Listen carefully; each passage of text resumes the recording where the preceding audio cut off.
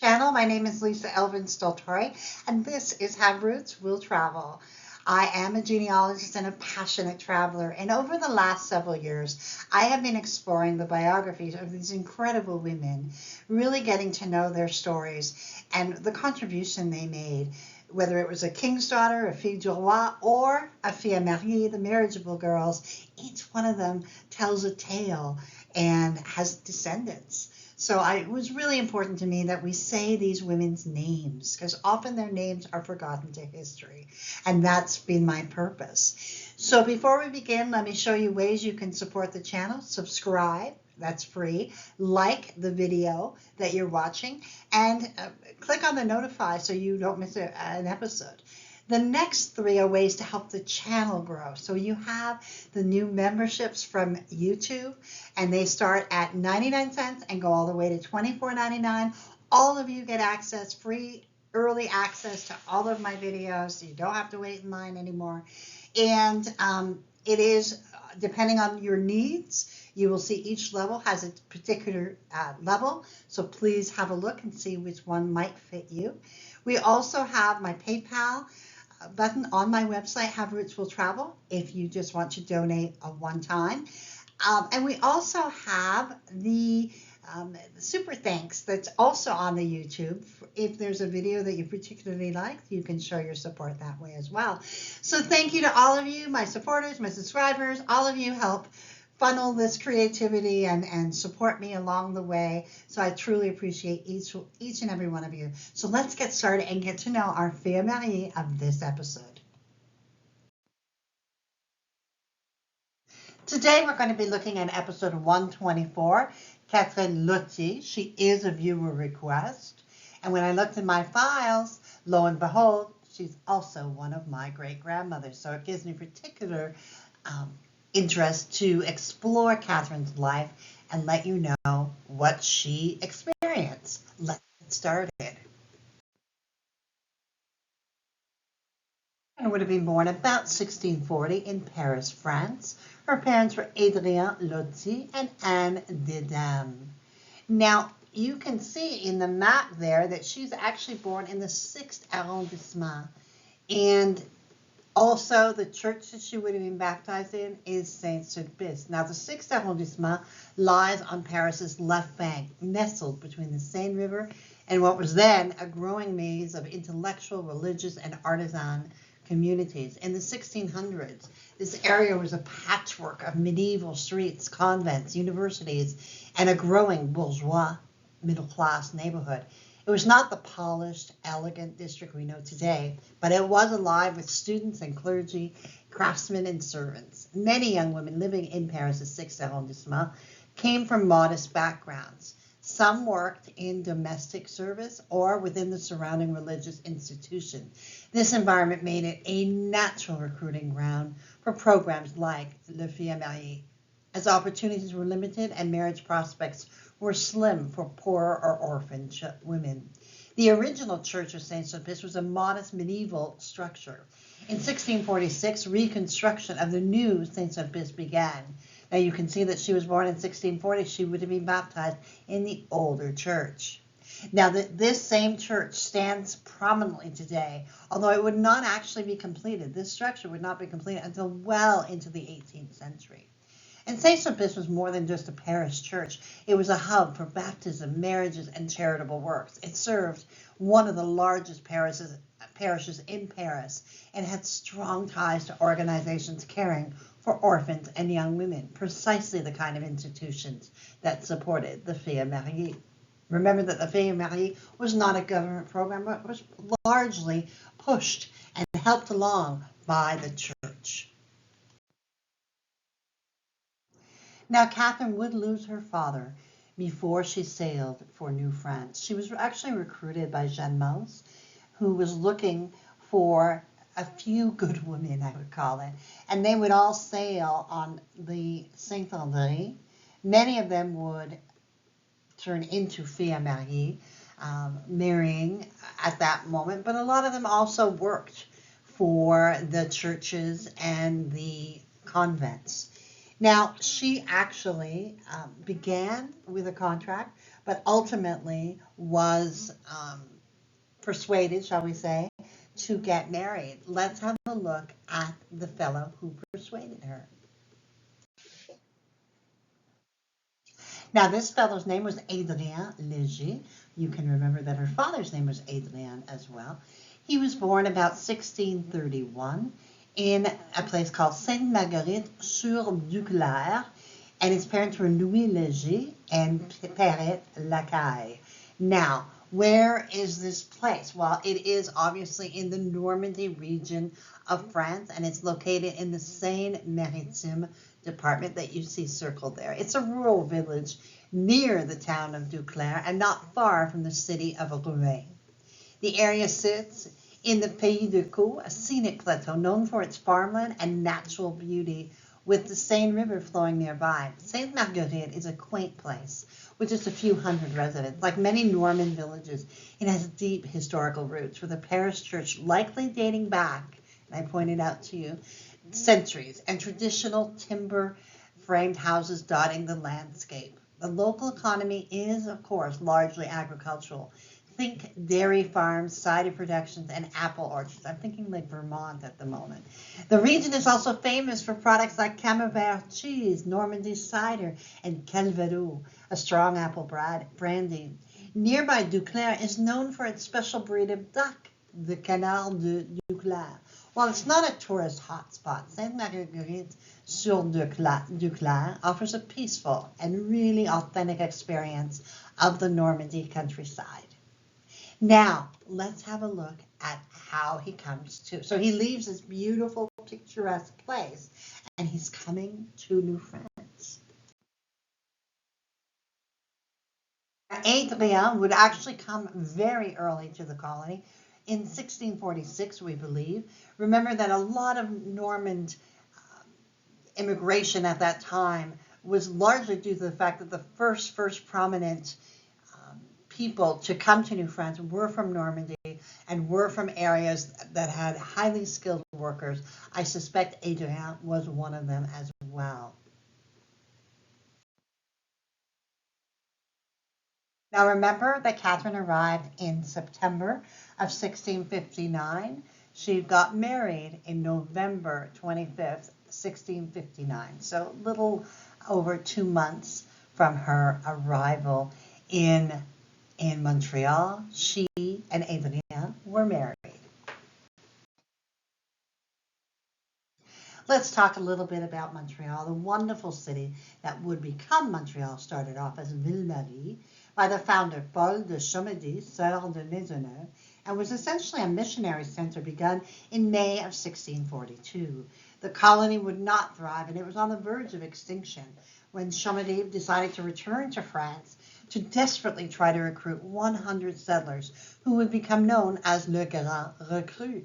From this small group would evolve things like the Notre Dame congregation from Sister Marguerite Bourgeois, who was among those 100 recruits. When Montreal was actually founded, the new colonists were so rapidly confronted by a fearsome enemy, the Iroquois. Remember, it's an island, so it can be attacked from any spot. And there was no regular army on Montreal soil until 1665 when the Carignan-Salieres regiment landed there. They did actually, in the meantime, in 1663, form their own militia, which many local habitants, as they were called, actually joined. Now, remember that Montreal, as we know it today, is this magnificent place, but back then it was kind of a fool's gold, and people from Quebec City and Trois-Rivières were kind of like, who would go and live there? It's so remote. It's so very dangerous. And ultimately, Montreal had the last laugh because of the fact that it was an island meant that you could not only attack it on all sides, but you could enter it on all sides, making it very powerful in terms of being able to do trade. There's another city in North America like that, and I think it's the New York City. Also an island. Now, the top portion of the screen, you'll see the Vieux Montréal, as we call it, the Old Montreal. It's an amazing place. I was just there last year again for the umpteenth time, absolutely fall in love with it each and every time.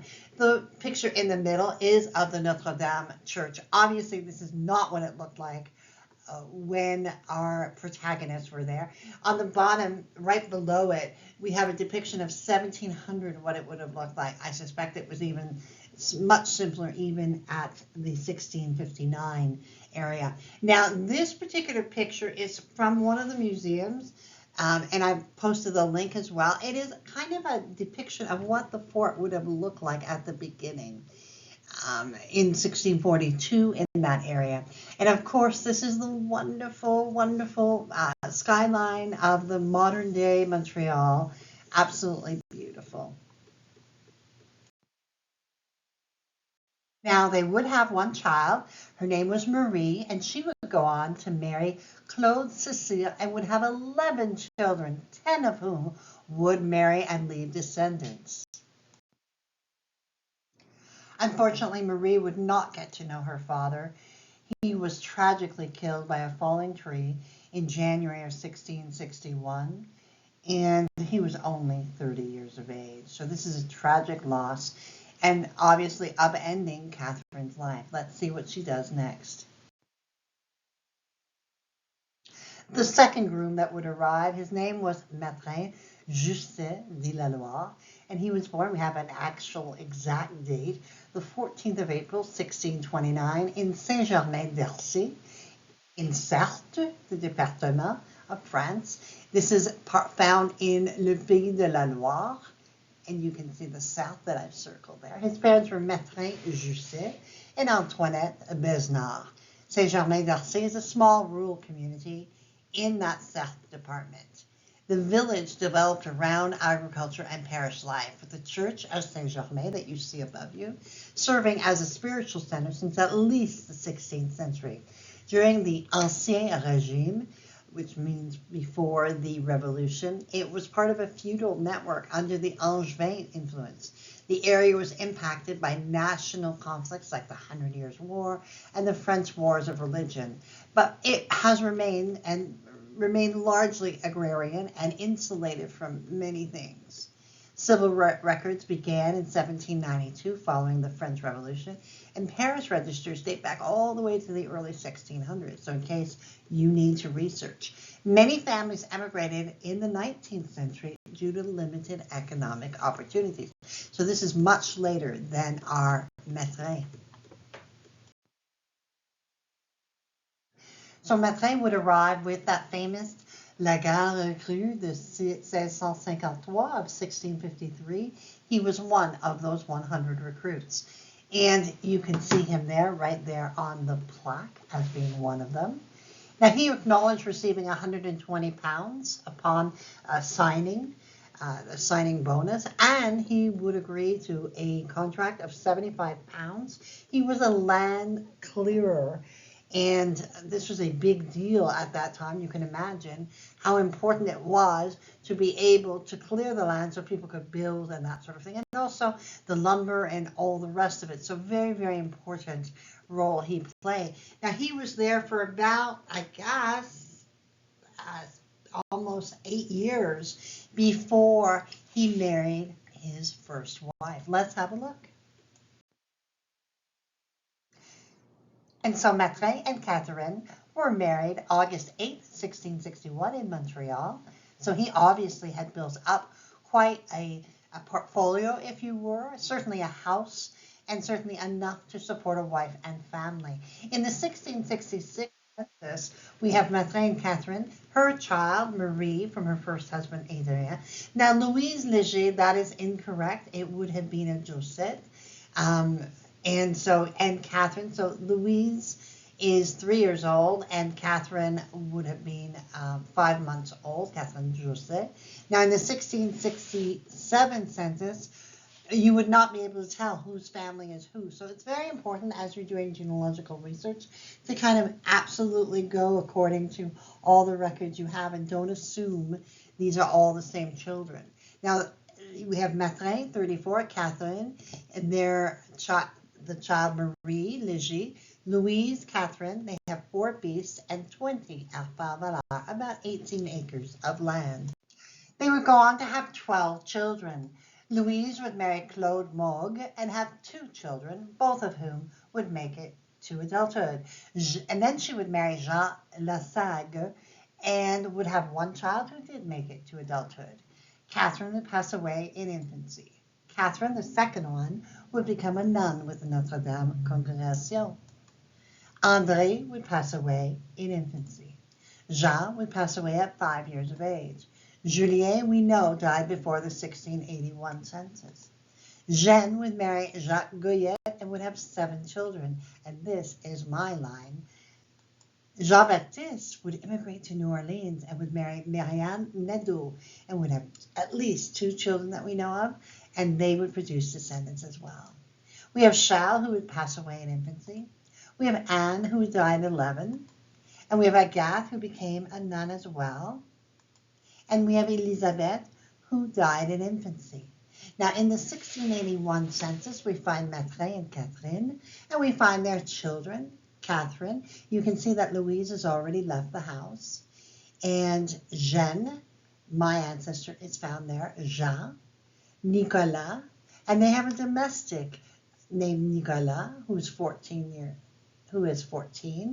They have 1 gun, 9 bêtes à cornes, which are 9 goats or 9 horned animals, and 25 arpents valeurs, about 21 acres of land. Catherine would die within 3 months of each other. They had been married 44 years. Tremendous. Mathurin was 76 and Catherine was 67. Catherine would leave us 160 descendants. Amazing, amazing life that she led. As you can imagine, I love telling this story, particularly since I discovered, that this was my great-grandmother, so it made it even more special to me.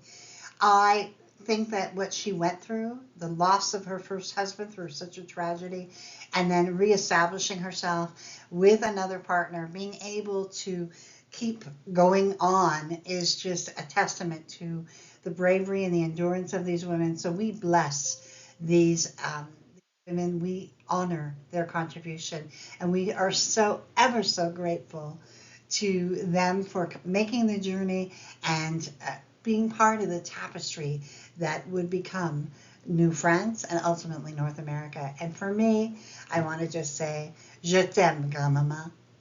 And with that, I will bid you adieu. I will say thank you to my patrons and supporters. Thanks you all for being there for me. I truly appreciate you. And until I see you again, au revoir.